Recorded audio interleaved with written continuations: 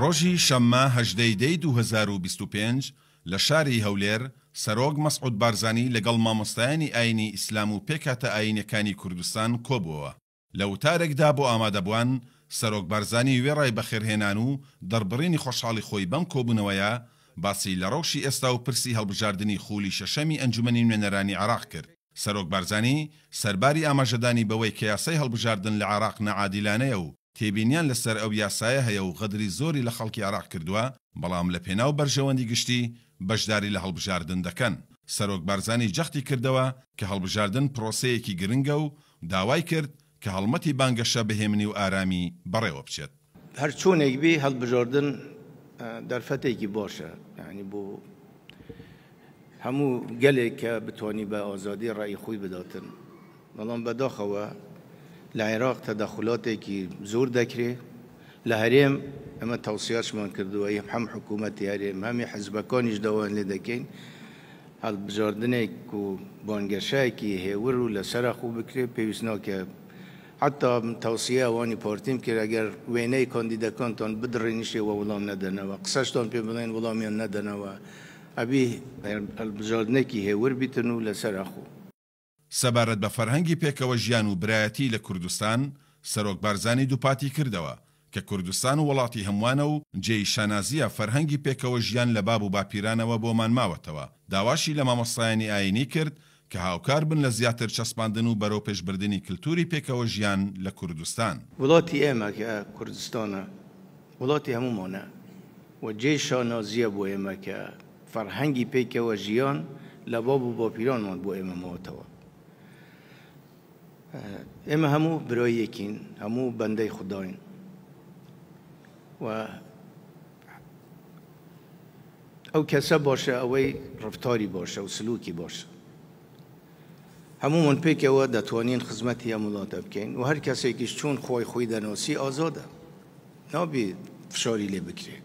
تێرۆریستەکانیش کە هاتن داعش فەرق و جیاوازیان نەکرد، ئەمە مسلمانە، ئەمە مەسیحیە، ئەمە یەزدیە، ئەمە سەڵبەیە، ئەمە فلانە، ئەمە چییە، نە لە ڕووی ئاینی و مەذهبی نە لە ڕووی نەتەوەیی. بۆیە معقول نییە ئێمە بێن جیاوازی لە ناو خۆماندا بکەین، ئەبی هەموو کەس ئازاد بی، ماف و یەکسان بی، ماف و ئەرکەکانی هەمومان.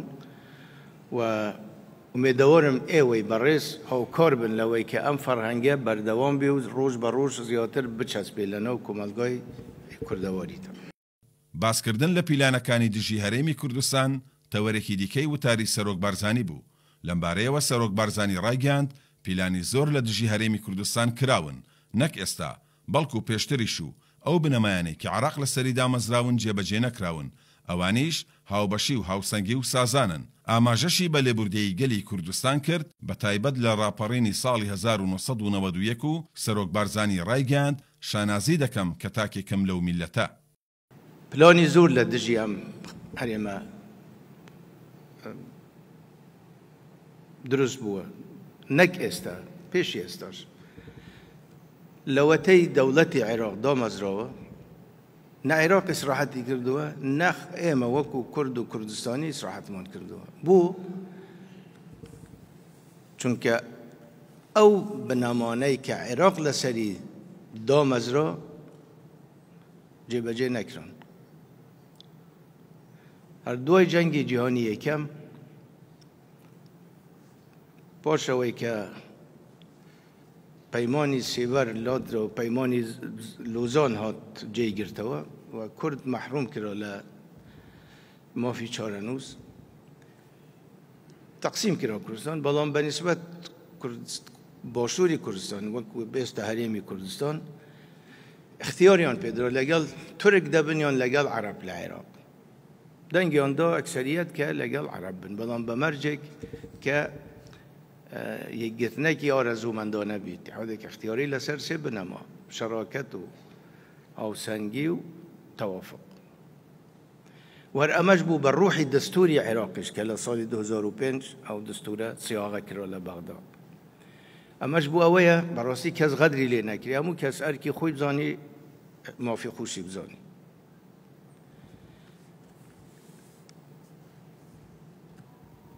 ئێمە نەک بڵێ شەریک بشری قبول نکراین، به هاولاتیش قبول نکراین، نک به هاولاتی قبول نکراین جیانیشان به همه بر روان زانی انفالیان کردین، کیمیابارانیان کردین، به دهاتی همیان ویران کرد، اوی نیان کرد پیان نکرا.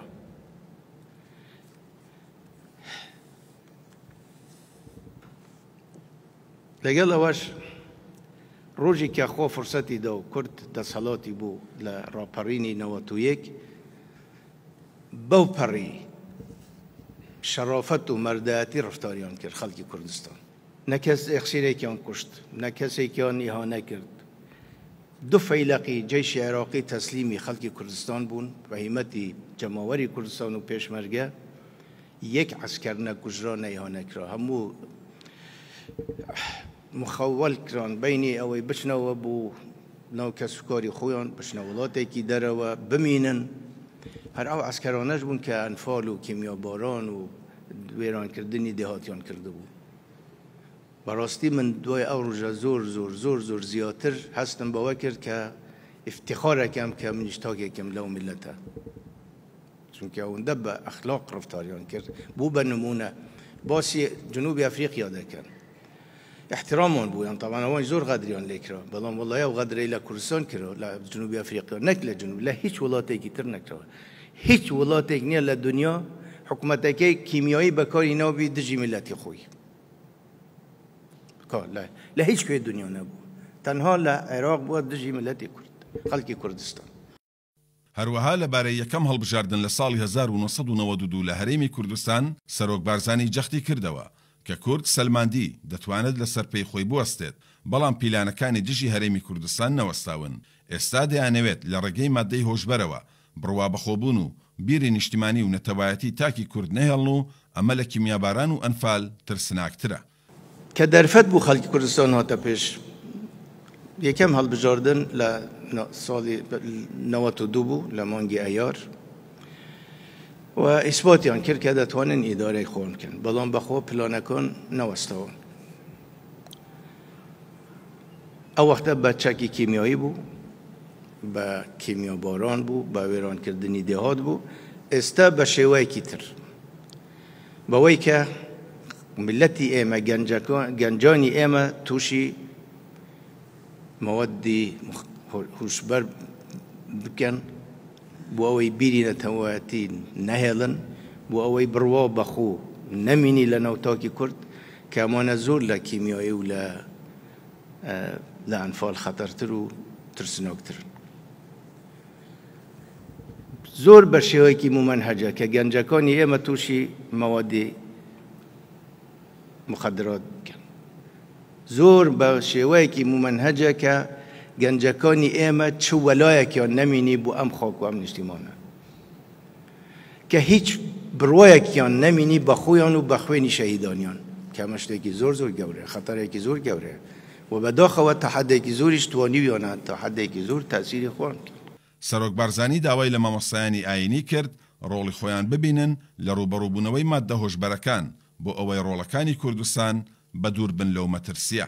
بەڕێزانێ و هەموو پیاوی زانە و گەورەن و ئێمە خزمەتکاری ئێوەین، بەڵام داواتان لێ دەکەم، تکاتان لێ دەکەم ڕۆڵی خۆتان ببینن.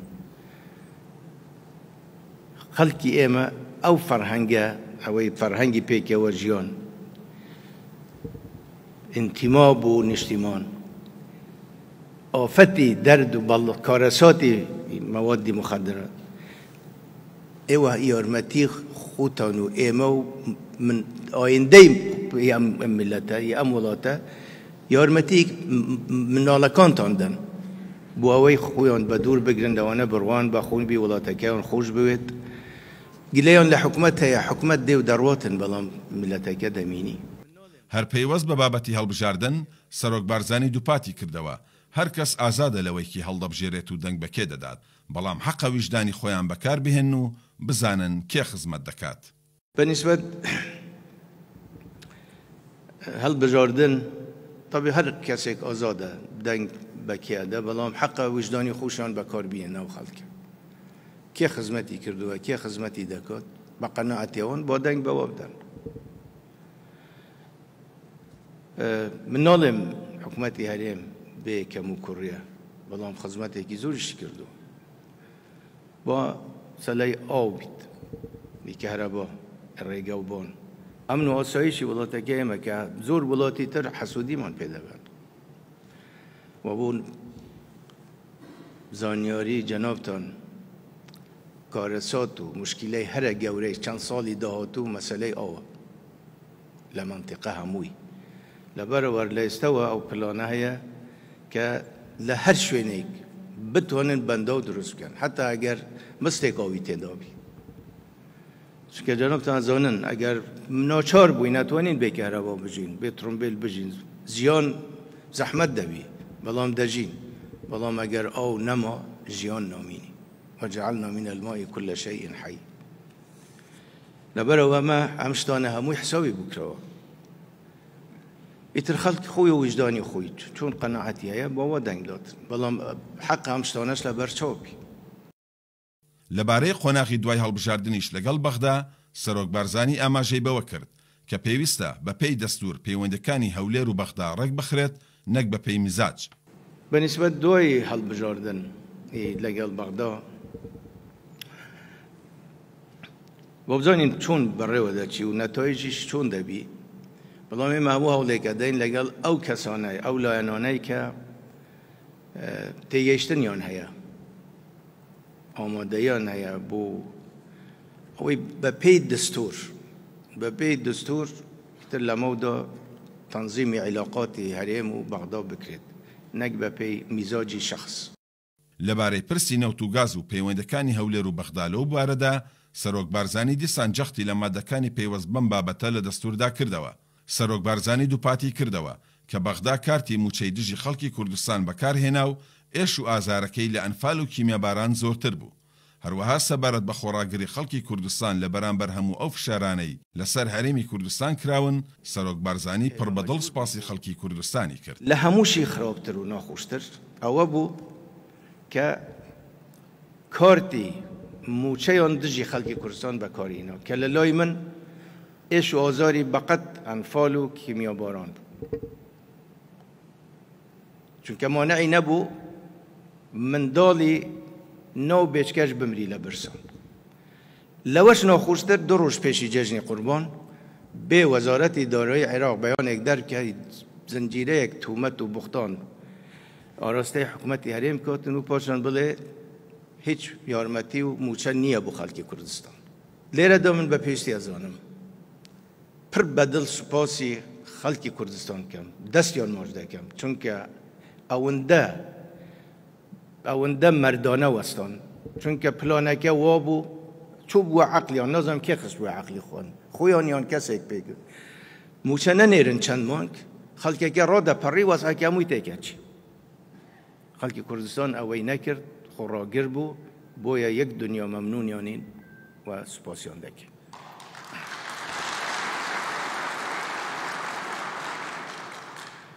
لەبارەی خەبات و شۆڕشەکانی کوردستان سەرۆک بارزانی ڕایگەیاند ڕاستە موچە حەقە و مافە بەڵام بۆ موچە خەبات و شۆڕش نەکرا و شەهید نەدرا بەڵکو بۆ ئەوە بوو ئێمە شەریک بین و خوێنی شەهیدان بە فیڕۆ نەچێت و بۆ ئیرادەی خەڵکی کوردستان بوو دووپاتیشی کردەوە کە خەدر و زوڵم لە بەغداوە بووە نەک لە هەرێم هیواشی خواست کە بەم هەڵبژاردنە عێراق بگەڕێتەوە سەر ڕاستەڕێ ئەو گەورانەی ئێمە کە هەمویان پیاوی ئاینی و پیاوی گەورە بوون خۆ بوو موچە شۆڕش نەکرا خەڵکی ئەو هەموو شەهیدە بوو موچە نەدرا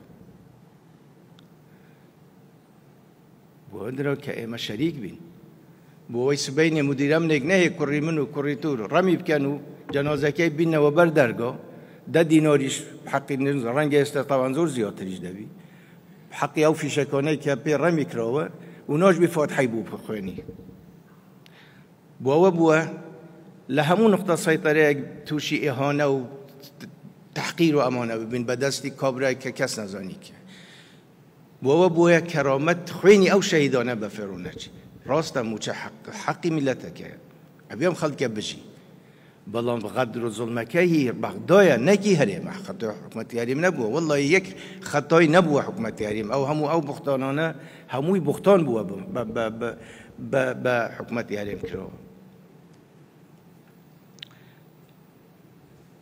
ئێمە ئومێدەوەرین ئەم هەڵبژاردنە لەگەڵ خەڵکانێک کە بڕوایان بە دەستور هەبی، بڕوایان بە پێکەوەژیان هەبی، بڕوایان بە دیموکراتیەت هەبی، بتوانین عێراق بگەڕێنەوە بۆ سەر ڕێگای ڕاست، بۆ سەر سکایەکی ڕاست. لەبارەی هەوڵەکانی پێکێنانی حکوومەتی هەرێمی کوردستانیش سەرۆک بارزانی ڕایگەیاند شتێکی ناخۆشە کە دوای تێپەڕینی 1 ساڵ هێشتا حکوومەت پێک نەهاتووە. ڕایگەیان داوامان کرد کە حکوومەتی بنکە فراوان پێک بێت، بەڵام ئەمە مایەوە لە نێوان پارتی و یەکێتی و لایەنەکانی دیکە نەهاتن. ئاشکراشی کرد لە شێوەی بەڕێوەبردننی حکوومەت و پێشنیازی کۆتایی پارتی بۆ یەکێتی ڕێکەوتن کراوە و ئومێدەوارم پێش هەڵبژاردننی عێراق حکوومەت پێک بێت. تاوان ئەمە ساڵێک بەسەر هەڵبژاردننی هەرێم چوو، شتێکی ناخۆش بوو، تا ئێستا حکوومەتی هەرێم تەشکیل نەبووە. بۆی هەڵبژاردن دەکرێت بۆی هەر کەسێک سەنگی خۆی بزانێ و حەجمی خۆی بزانێ. طای معلومە هەر لایەنێک چەند کورسینەوە، هەر دوای ئیعلانی ئەنجام هەڵبژاردن داوامان کرد هەموو لایەنەکان حکوومەتێکی بنکە فراوان پێک بینن. هەندێک لایەن معارەزەیان هەڵبژارد، ئێمە احترامی خەیاڵی ئەوان دەگرین، کەیفی خۆیانە. مایەوە لە بینی پارتی و یەکێتی تقریبا ساڵێک گفتوگۆ و وەفد دانیشتن و ئەمە لەسەر بە شێوەی بەڕێوەبردننی حکوومەت اتفاقیان کردووە لەسەر ئەو عەرزەی ئەخیری کە من بینیومە پارتی بە یەکێتی داوە عەرزێکی زۆر باشە، یعنی تەوازونێکی زۆری تێدا. من تەنها مە ئەوەندە ئەڵێم ئومێدەوارم پێشی هەڵبژاردننی عێراق ئەو مەسەلە کوتایی بێ و برایانی یەکێتی بێن لەگەڵ پارتی حکوومەت پێک بینن. لەمە زیاتر بەهانە و شت نەدۆزرێتەوە، چونکە نە لە مەسلحەتی هەرێمە نە لە مەسلحەتی ناوچەکەشە. لەو عەرزەی کە پارتی داویەتی من تەسەور ناکەم لەوە باشتر و زیاتریش ممکن بی. سەرۆک بارزانی باسی لە ڕۆڵی مامۆستایانی ئاینی لە شۆڕشی ئەیلولدا کرد. ڕایگەیاند ئەوەی مامۆستایانی ئاینی لە شۆڕشدا کردیان کەس نەیکرد. نمونەی مامۆستایەکی ئاینی لە ساڵی 1966 لە ناوچەی هەندرێن و زۆزک گێڕایەوە. لە شۆڕشی ئەیلول ئەوەی مەلا کردیان کەس نەیکرد. شۆڕشی ئەیلول کادری ئەسلی مەلا بوو، ئەوان خەڵکیان پێگەیاند و نمونەی مەلا ساڵح یەختەتەریت بوو باز بکەم لە ساڵی 66 بوو تقریبا. بابزم خۆی بە ئەسڵ خەڵکی لای مەهاباد بوو، بەڵام دوای تێکچوونی کوماری کوردستان هەجرەتی کرد بوو هاتبوو بۆ عێراق و لێرە ژنی ناو بوو منداڵ و ئەوانەی وەلایکی نەشید بوو، زۆر چالاک بوو. تەحەسوداتێکی زۆر هاتبوو بۆ حەوزی ڕەواندۆز کە پەلاماری زۆسکو هەندرێن بدەن. پێشمەرگەش خۆی ئامادە کرد بوو، منیش چوومە وێ بزانم وەزعەکە چوونە. تەماشام کرد مامۆستا دوڕەختی بەستەوە جلی پێشمەرگە بڕنایکی پێ بەست مێزەرەکەی لەسەر بوو. گوتم مامۆستاوە چ دەکەی لێرە؟ گوتی ئەوانە هاتوون وڵاتی ئێمە داگیر بکەن، ئەمە عیبادەتێکە لە ڕۆژە و نوێژ فەرزترە. من هاتووم شەڕ بکەم بۆ ئەم خاکە، ئەگەر کوژرام شەهیدم ئەگەر مام غازیم. گوتم وڵای مامۆستا ئینشەڵڵا خۆ موافقت بکات. هەر لەو کۆبوونەوەیەدا ئامادەبوون ژمارەیەک پرس و ڕاو پێشنیازیان ئاراستەی سەرۆک بارزانی کرد. لای خۆیەوە سەرۆک بارزانی وەڵامی ڕاو سەرنج و پێشنیازەکانی دایەوە.